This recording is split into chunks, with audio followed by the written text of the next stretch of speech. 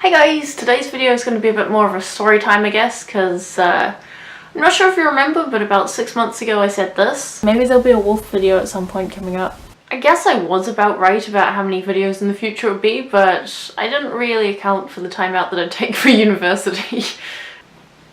Oh yikes, hi.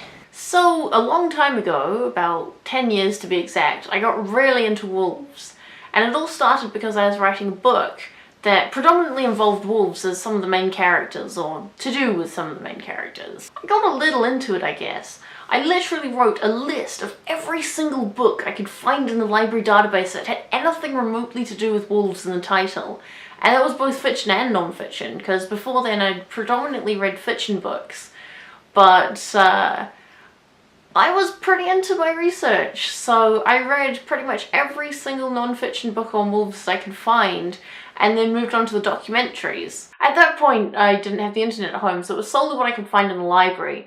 And from what I recall, they really didn't have a very good range of wolf documentaries, so it really wasn't that much of a job getting through them. But yeah, anyway, during my research I didn't really take notes, I just kind of kept most of the information in my head.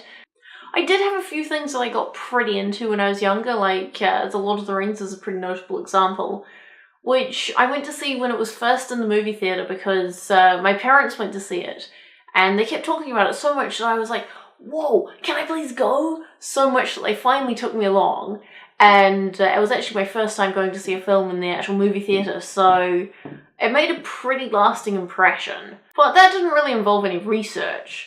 It just kind of involved collecting every single picture I could find that involved The Lord of the Rings from magazines, and wearing a cloak as much as possible, which wasn't that difficult considering I was homeschooled. Also running around the garden and hacking at things with a plastic sword and speaking some kind of random gibberish on the playground and telling everyone that I could speak Elvish.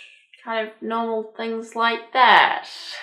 I think probably the biggest effect of going to see The Lord of the Rings was that I won't say it sparked my interest in fantasy, because that had always been around since a very, very young age, but I'd say that it took that spark and it really blossomed it into a fire, and that it really, really made my interest take off. But the wolf obsession was different. That involved actual research and memorization of facts.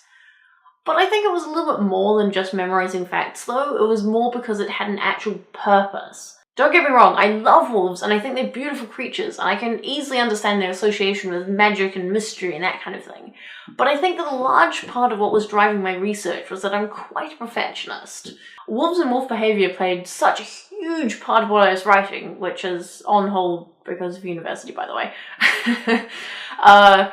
Then I wanted what I wrote to make sense, and not only to make sense, but to be right. Because I was such a perfectionist about it, it always meant that I was driven to look up more.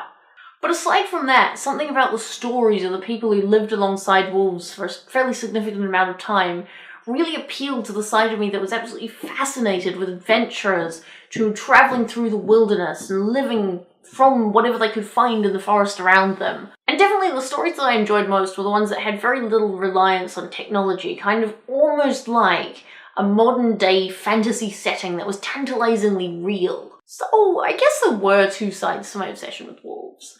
And even these days, I still really, really like wolves, although it's a lot more laid back than it was about 10 years ago. I definitely haven't lost any of the perfectionism either, as that's something that really shows through when I'm doing assignments at university. But I kind of personally like being able to critically assess my work and being able to say what needs changing and what can kind of be left a little bit gross and still be perfectly fine for what it's needed for. This is not a good colour combination or layout, but hey, I get marked on functionality. Spoiler, I got full marks for this. Although if I run out of time to complete an assignment to a standard I'm actually happy with, it is a bit depressing. But let's not go down the study tangent now. You guys take care. I'll see you next time. Bye! A little bit magic, a little bit uncontrolled.